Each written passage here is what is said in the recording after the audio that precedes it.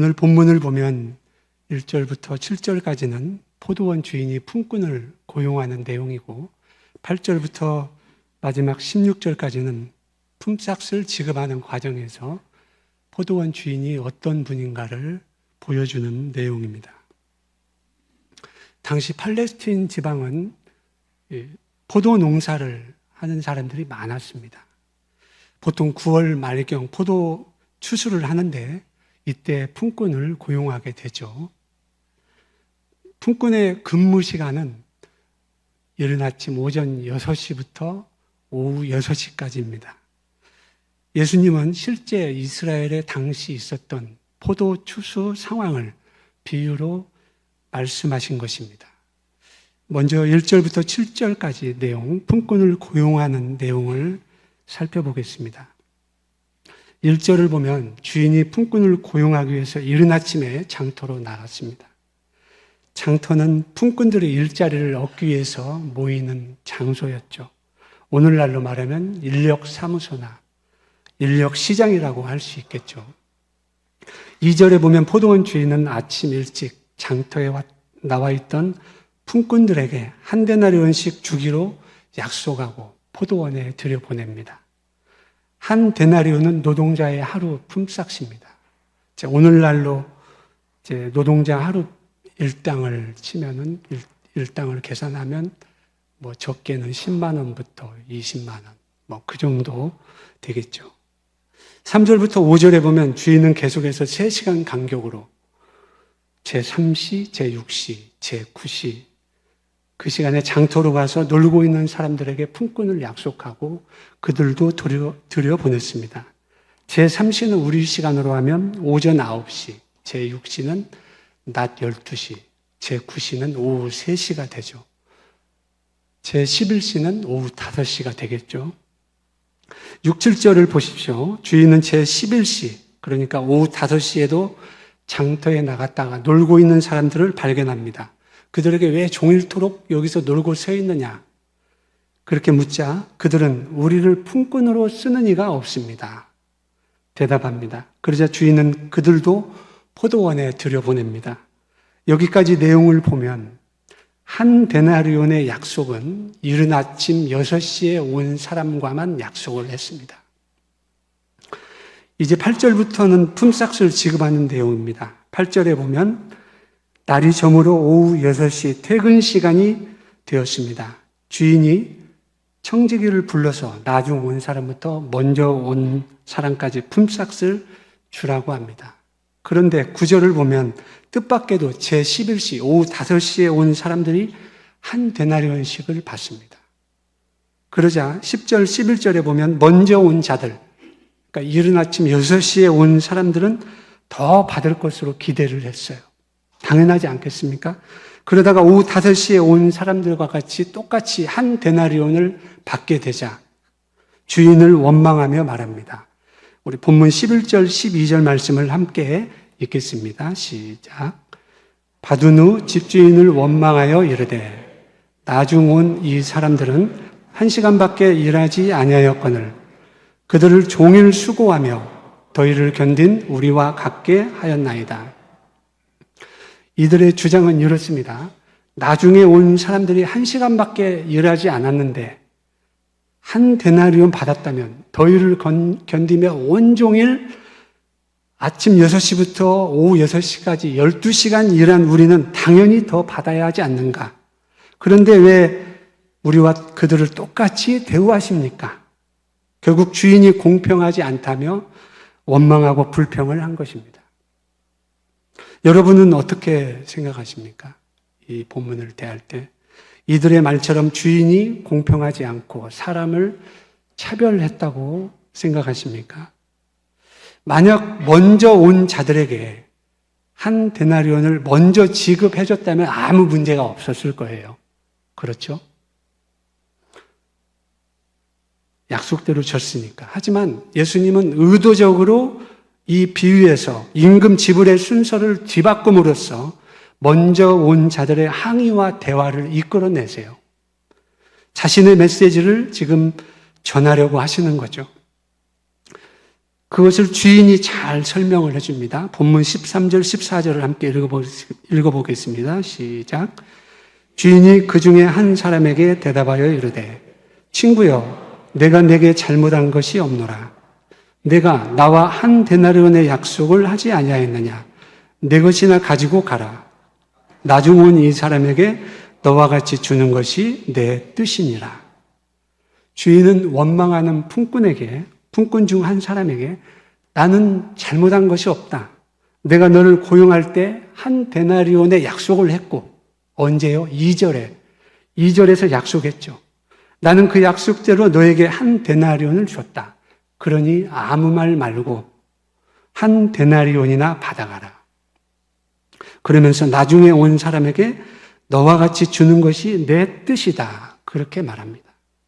계속해서 15절을 보면 주인은 내 것을 가지고 내 뜻대로 할 것이 아니냐. 내가 선함으로 네가 악하게 보느냐. 그렇게 말합니다. 내가 선함으로 네가 악하게 나를 보느냐. 이 말씀을 킹 제임스 성경은 이렇게 번역했어요. Is thine eye evil because I am good? eye evil, 악마의 눈으로 주인을 봤다는 거예요. 주인이 제3시, 오전 9시 이후로 온 사람들에게 파격적으로 한 데나리온을 준 것은 주인의 선하심과 관대한 행위였습니다. 주인이 베푼 궁율이었어요. 그런 주인을 악마의 눈으로 본 것입니다. 예수님께서는 이 비유의 결론을 이렇게 말씀하십니다. 16절 말씀을 함께 읽어봅니다. 시작. 이와 같이 나중된 자로서 먼저 되고 먼저 된 자로서 나중되리라. 이 말씀에서 먼저 된 자와 나중된 자가 누구인지 쉽게 알 수 있습니다. 먼저 된 자는 이른 아침에 6시에 고용된 자죠. 나중된 자는 그 이후에 고용된 사람들이죠. 그런데 이 말씀이 바로 앞장 19장 30절에도 나옵니다. 예수님께서 이 말씀을 하시게 된 계기는 베드로의 질문 때문이었어요. 19장 27절 보면은 베드로는 자신을 포함한 12제자의 헌신을 강조하면서 자신들이 받을 보상이 무엇인지 질문을 했어요. 자신이 구원받은 것이 하나님의 선하심에 근거한 은혜의 선물이라는 것을 잊어버리고 예수님을 따르기 위해 가족과 직업을 버린 엄청난 희생의 대가로 생각했어요. 그리고 다른 제자들에 대해 우월감을 갖고 시기하며 불평할 위험성이 있었습니다. 12제자에게. 베드로를 비롯한 12제자 이들이 먼저 된 자들이었죠. 그래서 예수님은 이 비유를 제자들을 향해 말씀하십니다. 예수님께서는 이 비유를 통해서 하나님은 어떤 분이시며 천국을 가시적으로 보여주는 교회는 어떤 곳이며 그의 일꾼된 성도들은 어떤 사람이어야 하는가를 말씀하십니다. 이 비유에서 포도원 주인은 하나님을 의미하고 포도원은 이스라엘 공동체, 구약의 이스라엘 공동체는 신약의 교회 공동체죠. 품꾼은 구원받은 성도라고 할 수 있습니다. 먼저 천국을 가시적으로 보여주는 교회는 어떠한 곳인지를 살펴보겠습니다. 우리 본문 1절을 보면 천국은 마치 이렇게 시작을 해요. 그리고 집주인과 같다 이렇게 마칩니다. 1절을. 여기서 같은이라는 헬라어 호모이스는 천국의 성질이나 형태를 말해요. 말하자면 천국이 어떤 곳인지를 포도원 주인이 보여준다는 거예요. 2절에서 주인은 이른 아침에 나가 품꾼들과 약속하여 포도원에 들여보냅니다. 3절부터 5절에서도 놀고 서 있는 사람들에게 포도원에 들어가라고 합니다. 6절부터 7절에서는 종일토록 놀고 서 있는 사람들도 포도원에 들여보내줍니다.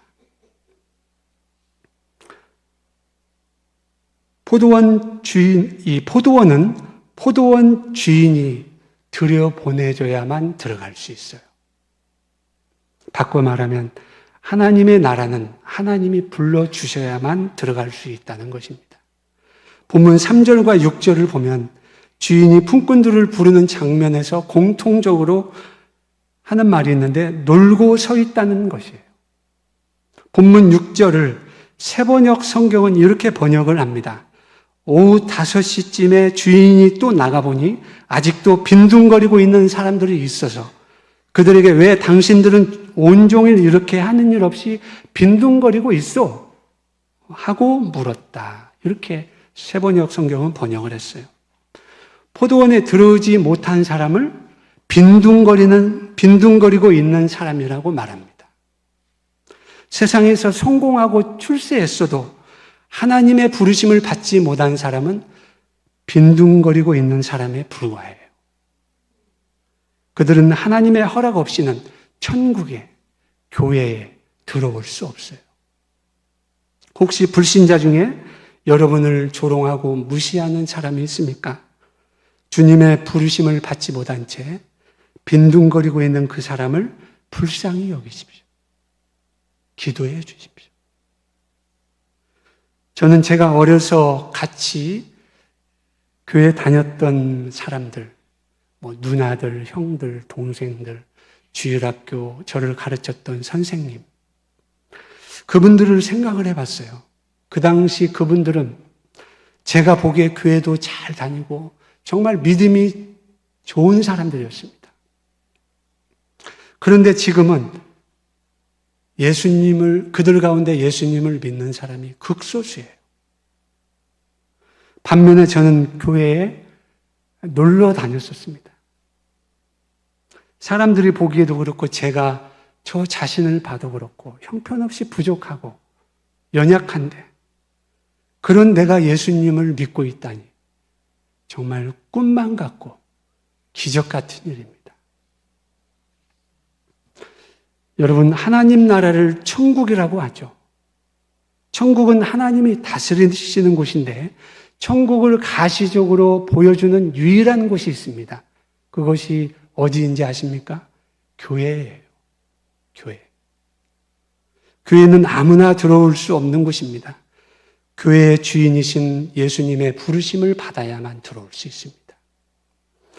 여기 계신 분들 가운데는 이른 아침 주인의 부름을 받고 포도원에 들어온 사람처럼 모태신앙이나 어려서부터 교회에 다니면서 예수님을 믿게 된 분들도 있을 것입니다. 또 어떤 분은 오전 9시에 포도원에 들어온 사람처럼 20대, 30대에 예수님을 믿게 된 분도 있을 것입니다. 또 어떤 분은 낮 12시에 포도원에 들어간 사람처럼 40대, 50대에 믿게 된 분도 있습니다. 오후 3시나 오후 5시에 포도원에 들어간 사람처럼 60이 넘으신 연세에 예수님을 믿게 된 분도 있을 것입니다. 동인교회 여전도의 회원 여러분, 그리고 성도 여러분, 여러분이 동인교회에 나오게 된 것이 여러분의 힘이나 노력이나 선행 때문이 아니라 하나님께서 여러분 한 분 한 분을 은혜로 불러주셨기 때문이라는 것을 믿으시기 바랍니다. 하나님께서는 누군가를 통해서 그 누군가가 부모든지 형제든지 자녀든지 친구든지 집사님이든지 권사님이든지 장로님이든지 그들을 통해서 나를 교회로 부르시고 내 마음을 감동하셔서 예수 믿게 하신 것입니다. 그래서 여러분이 이 자리에 있고 이렇게 모여서 주님의 몸된 교회를 위해서 봉사하고 헌신할 수 있게 된 것입니다. 그러니 감사해야 하지 않겠습니까?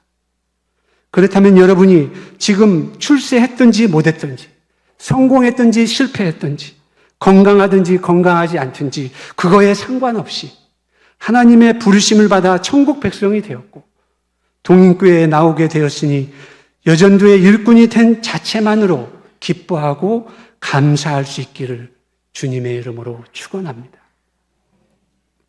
우리는 본문에 나오는 포도원 주인의 모습을 통해서 우리가 믿는 하나님이 또는 예수님이 어떤 분이신지를 보게 됩니다.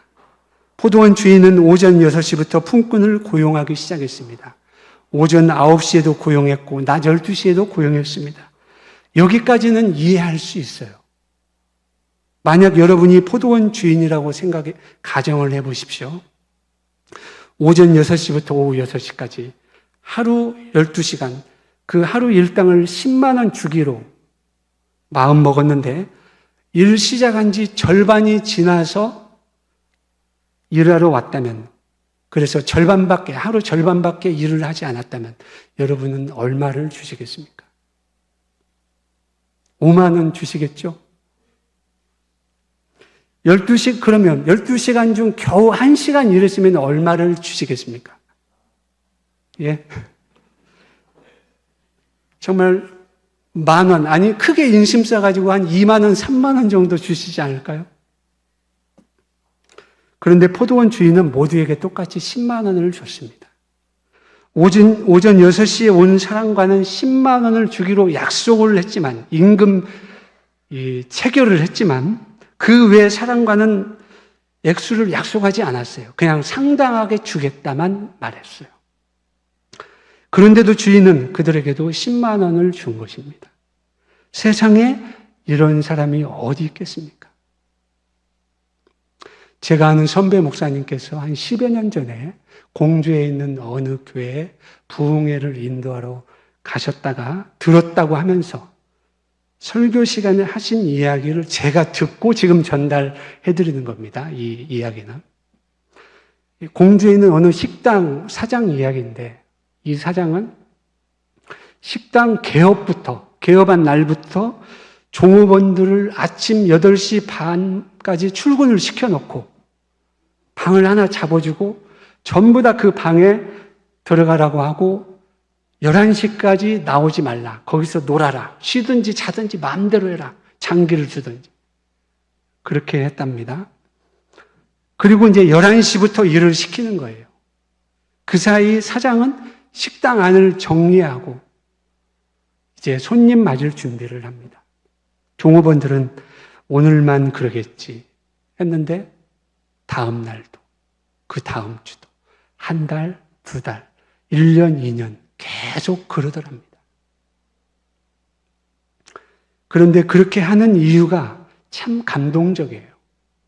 사장은 이 사람들이 어디서 이런 대접을 받겠나 싶어서 그렇게 대우를 해줬답니다. 욕심 많은 사장 같으면 어떻게 하면 많이 부려먹고 돈을 적게 줄까? 그러지 않겠습니까? 그런 마음이 아니었던 거죠. 그렇게 11시까지 쉬게 해주면서도 그 시간을 일하는 것으로 다 계산해 줬어요. 퇴근 시간에는 종업원 중에 그날 제일 친절한 종업원을 뽑아가지고 택시비를 또 줬답니다. 매일 그렇게 했대요, 매일. 거기에 그치지 않고 종업원들에게 근사한 맞춤 옷을 입혀주고, 그 식당은 음식 맛도 좋은데다가 종업원 모두 밝은 표정으로 일하고 주인으로부터 받은 사랑과 이 배려의 대접에 감동이 되어서 모두 자기 일처럼 일을 하니까, 친절하다 보니까 자연히 소문이 나게 돼서 공주에서 가장 잘 되는 식당이 되었다고 합니다. 지금은 있는지는 모르겠어요. 저도 가보지 않았어요. 한번 담임 목사님, 부목사님들 모시고 한번 다녀오십시오. 세상에서 빈둥거리며 별 볼 일 없던 자신들을 불러주고 존중해주며 사랑과 공유를 베풀어준 사장님의 모습이 우리 하나님의 모습이 아니겠습니까? 그런 하나님의 모습을 시편 기자는 이렇게 노래했어요. 시편 136편은 절마다 하나님께 감사하라. 그렇게 찬양을 시작하는데, 하나님께 감사하라. 그는 선하시며 그 인자하심이 영원하미로다. 마지막으로 하나님의 은혜로 부름받은 교회의 일꾼된 사람의 모습이 어떠해야 하는지를 말씀합니다. 안타깝게도 본문 10절부터 12절에서는 주인이 어떤 분인지를 모르고 그분이 베푼 은혜를 모르는 먼저 온 자들은 주인을 원망하고 불평하면서 따졌습니다. 이들의 모습은 마치 누가복음 15장에 나오는 탕자의 형과 같아요. 향자는, 둘째 아들은 아버지로부터 자기 몫의 유산을 받아가지고 먼 나라로 가서 거기서 허랑방탕하게 가진 것을 다 허비한 후에 돌이켜 아버지께로 돌아옵니다. 아버지는 그를 반갑게 맞아줬어요. 기뻐했어요. 아버지는 제일 좋은 옷을 입히고 손에 가락지를 끼워주고 신을 신기고 살진 송아지를 잡고 잔치를 벌여줬습니다. 그러자 첫째가 이 사실을 알고 화를 내며 집에 들어가지 않았어요. 그리고 아버지에게 이렇게 말했죠. 제가 열해 동안 아버지를 섬겨왔고 아버지의 명령을 어긴 적이 없는데도 나에게는 친구들과 함께 즐기라고 염소 새끼 한 마리 잡아주지 않았으면서 아버지의 재산을 다 탕진해버린 이 아들이 돌아왔을 때는 살진 송아지를 잡아주셨습니다. 그렇게 아버지를 원망했습니다. 맏아들이 은혜라는 것을 제대로 알았더라면 아버지를 원망하지 않았을 것입니다. 동생과 자신을 비교하지 않았을 것입니다. 동생을 경쟁자로 여기지도 않았을 것입니다. 열등의식에 사로잡히지도 않았을 것입니다. 시기, 질투, 원망에 사로잡히지도 않았을 거예요. 아버지가 어떤 분인지, 아버지가 자신에게 어떤 존재인지, 아버지가 자신에게 베풀어준 은혜가 뭔지를 알았더라면 아버지가 동생을 대하는 모습을 보고 기뻐했어야 돼요. 찬양했어야 돼요. 감사했어야 돼요. 존경했어야 돼요. 은혜를 알았다면 자신이 일한 것으로 보상을 받으려고 하지 않았을 겁니다. 평소에 자신에게 염소 새끼 한 마리 잡아주지 않았더라도 아버지와 함께, 아버지 집에서 함께 살고 있다는 그 자체만으로도 행복감을 느꼈었어요. 은혜를 알았더라면. 오늘 본문에서 먼저 온 사람들 역시 주인이 어떤 분인지 알았더라면, 주인이 베풀어준 은혜를 기억했더라면 원망하거나 불평하지 않았을 것입니다. 신앙생활에 삶이 괴롭지 않았을 거예요. 교회 생활이 힘들지 않았을 거예요. 자신들이 어떻게 포도원에 들어올 수 있었는지 기억했어야 했고, 나중에 온 자들에게 한 데나리온 주는 것을 보고 주인이 얼마나 사랑이 많은지, 많은 분인지, 얼마나 자비로운 분인지, 얼마나 긍휼이 많은 분인지를 알았어야 했어요. 나중에 온 사람들은 자신들을 불러준 주인의 은혜를 생각하면서 얼마나 열심히 일을 했겠습니까? 1시간을 10시간 일한 것처럼 일을 했을 거예요. 상상해보면. 나 같은 사람을 불러주다니 기쁘고 감사한 마음에 남이 알아주지 않아도 충성스럽게 일을 했을 것입니다. 이제 이야기 하나를 해드리고 설교를 마치려고 합니다. 2022년 11월 8일자 조선일보에 실렸던 이야기입니다. 이 경상도 박 씨는 폐섬유화증 진단을 받고 투병 생활을 했습니다. 이 폐섬유화증은 이 허파 조직이 딱딱해지고 굳어지는 병으로 공기순환이 되지 않는다고 합니다. 그래서 숨이 차서 일상생활이 힘들어요. 그래서 산소통이 꼭 필요합니다. 산소통을 달고 다녀요. 농부인 이 박 씨는 그래서 산소통을 트랙터에 달고 이양기와 자동차에도 싣고 다닙니다. 그렇게 해도 나중에 숨이 차서 걷기가 힘들어져요. 이제 폐 이식을 위해서 장기 신청을 병원에 했는데 어느 날 이 뇌사자의 병원으로부터 뇌사자의 이 폐 기증 소식이 들려왔어요. 세브란스 병원 백효채 교수는 국내에서 폐 이식을 가장 많이 시행한 의사입니다. 백 교수의 응급수술 집도로 뇌사자에게서 적출한 폐가 박 씨의 양쪽 폐에 이제 이식이 됐고 수술과 회복이 잘 돼서 편안히 쉼을 쉬며 이제 농사일을 할 수 있게 됐어요.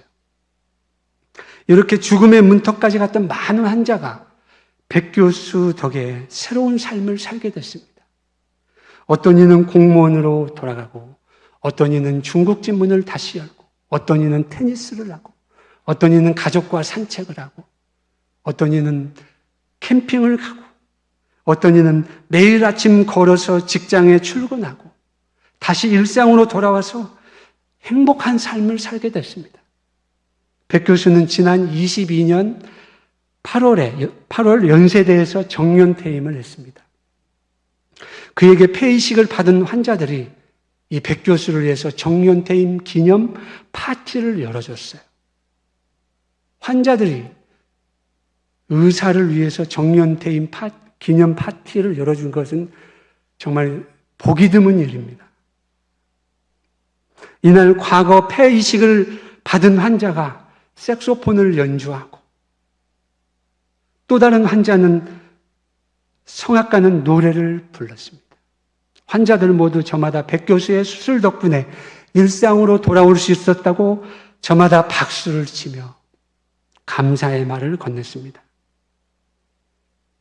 그렇습니다. 우리 역시 과거에 이처럼 주님으로부터 치료받고 수술받은 환자였습니다. 십자가에서 우리 죄를 담당하신 예수님으로 말미암아 죄를 용서받고 하나님 나라인 교회 공동체 안으로 들어올 수 있었습니다.